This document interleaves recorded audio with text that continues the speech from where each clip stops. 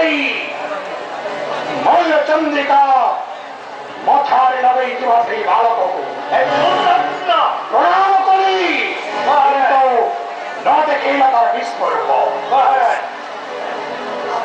মনে মনে মনে ভাবিলেনি এইটা নয়,